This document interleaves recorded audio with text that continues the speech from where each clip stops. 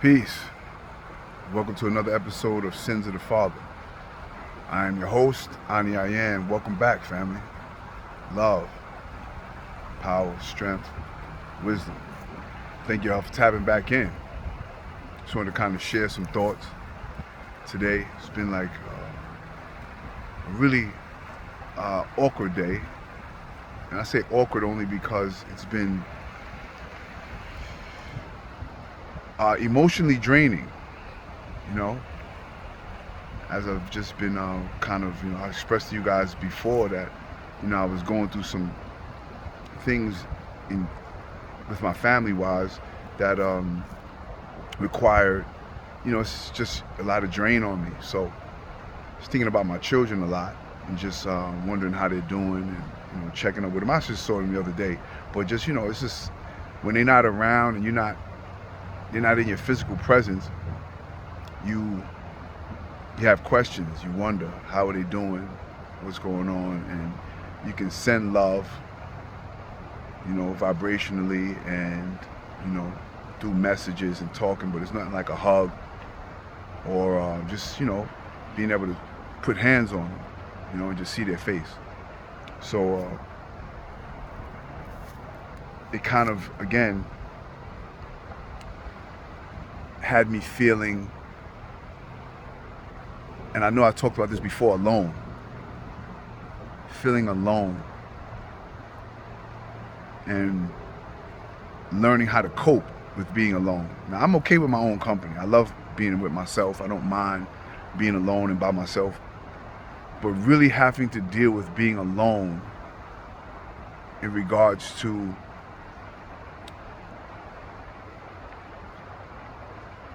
it's not an option, if that makes a difference, right? It's not an option. It's not like I can say, okay, I'm alone, but then I'm going home and I'm going to sit with my family tonight or in an hour.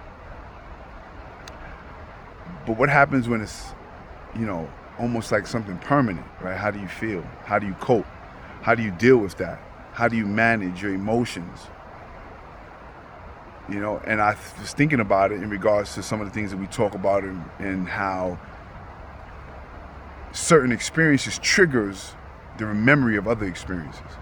And I remember for so many years feeling alone, feeling as a child, as a young man, feeling alone, and I always wondered why when I was surrounded by, countless people, friends and things of that nature. And it goes back to being able to identify how deeply rooted those experiences are, what they really meant to me, how they attached themselves to me, how they affected me long term, how I've processed them. Now, one thing I will say is that there's strength in those experiences, which is something that I've learned over this past weekend. There's strength in those experiences. Those lessons are blessings. In those lessons are blessings. But you have to be astute enough. You have to have enough discernment to be able to realize when it's a blessing. And then how to apply it so that it makes sense. So that it gives you refuge in that moment. Because as much as I can say it's a blessing, as much as I can say it's a hardship, if I don't know how to place it in its proper place. So for me, it was tough, like this weekend. But I did have to take a moment and just say, hey, you're stronger because of it. You're resilient. You have to love on yourself at this point. We rely a lot on other people's love and blessings. We rely a lot on other people's attention, other people's acknowledgement of a thing, of us, to validate our being and to validate our how do I say it? To validate our presence, to validate, you know, our happiness. And we have to learn to move away from that mindset. We have to learn to move away from that thought, because it can capture us. It can stagnate us.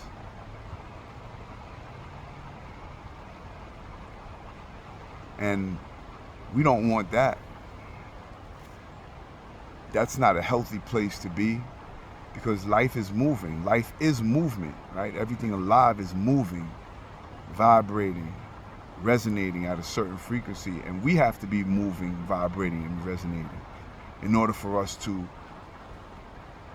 be alive, right? In order for us to be alive, we have to be moving as well. And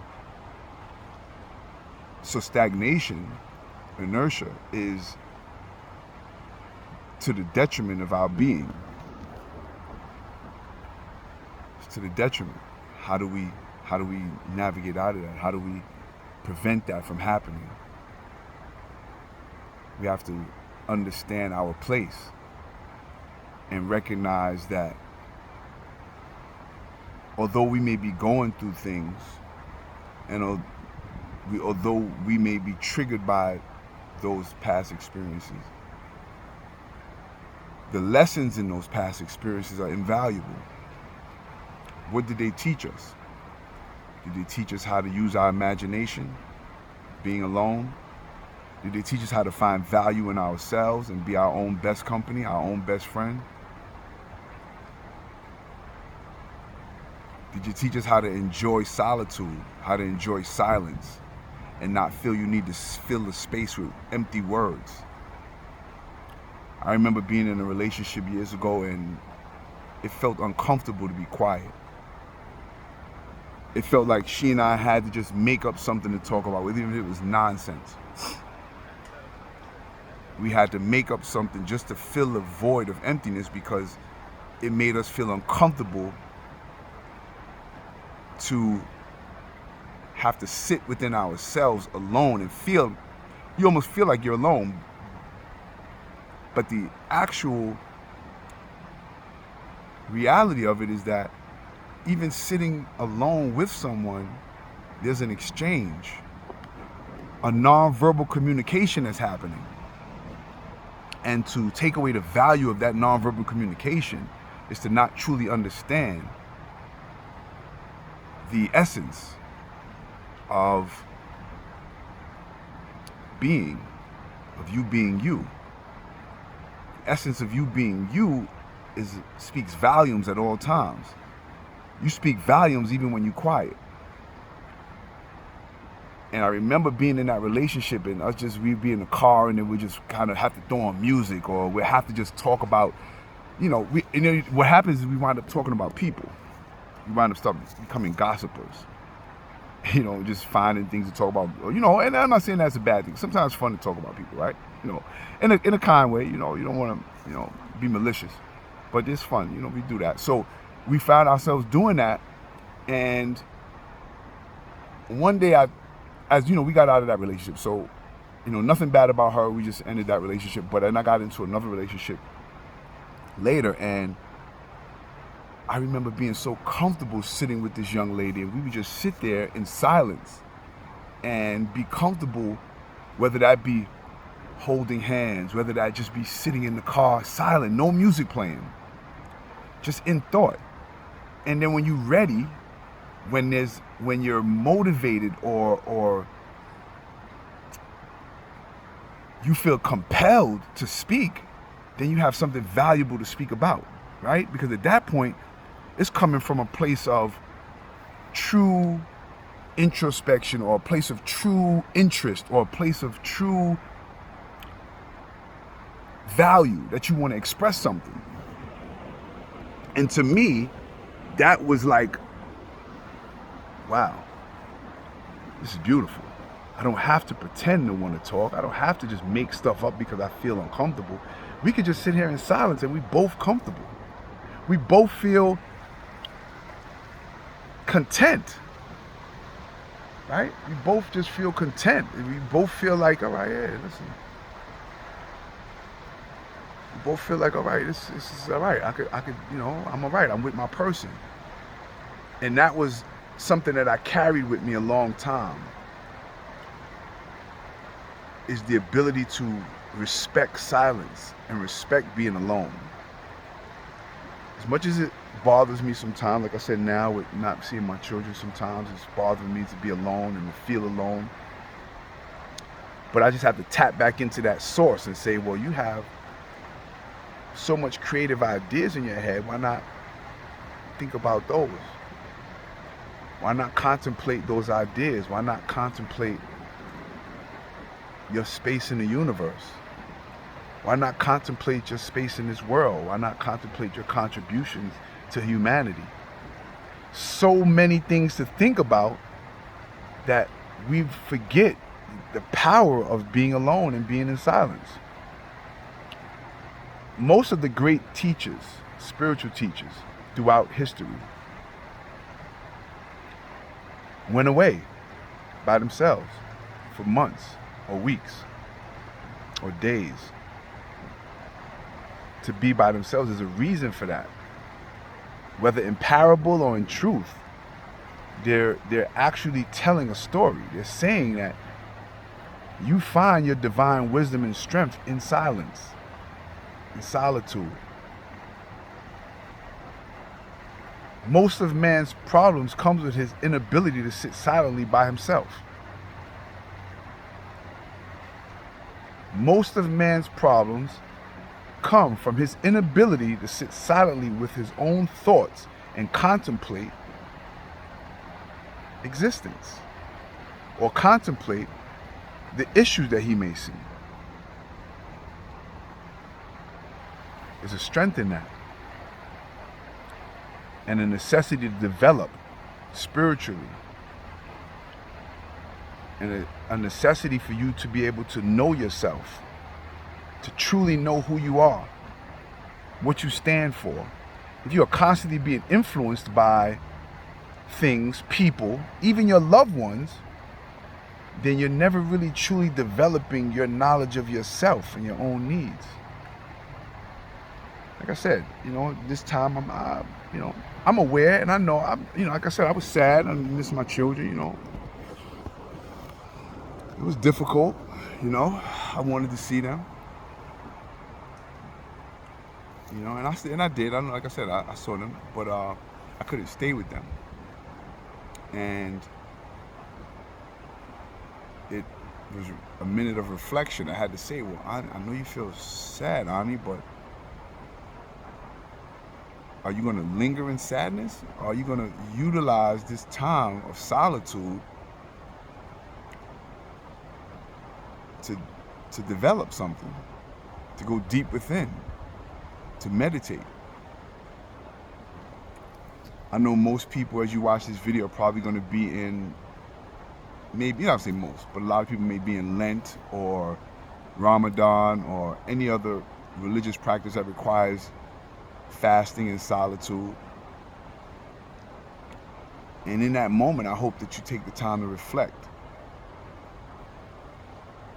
and not just think about the fact that you're deprived of hunger, or that you're deprived of people, or that you're deprived of whatever it is you're giving up for, as your fast, but that you actually have an abundance of you. That you actually have an abundance of you. You're not giving that up. And that's a beautiful, beautiful awareness. Is to acknowledge yourself, to acknowledge your own value, to acknowledge the worthiness of your own company, to acknowledge your own thoughts, pay deep attention to those thoughts, articulate those thoughts back to yourself to give confirmation to you that they're valid and they have legs to stand on. It's a beautiful thing, Pain, sacrifice, bring about awareness of value, bring about strength sometimes. And I'm not saying for every time, I'm not saying all the time, and I'm not saying for everybody. But why not be the minority that it does work for? Why not be the ones that it does increase your value? Why not? Think about it. Why not be the one that it does change you, change your perspective, grow who you are, what you believe, what you think? Because if you're going to make a choice, why not make a choice for your benefit as opposed to a choice for you to be sad or for you to be contemplating something out, negativity? Why? What's the purpose of doing that? When you have a choice, you make the best choice.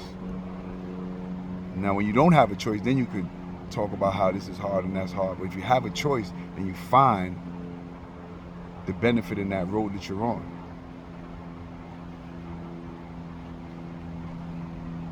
You do that because you owe it to yourself and you owe it to your loved ones. You owe it to generations to come. Because then you can teach that to those further generations. You can teach that to those that are coming behind you that need support, reinforcement, encouragement. But you can teach it from a place of wisdom because you've actually done it and not from a text or a book or because you heard it on a podcast, but because you've lived it. This life is about experience. This life is about experience. So let's experience it to the fullest with full awareness and gratitude for even those traumas that we've experienced. Let's be grateful that they've taught us a lesson.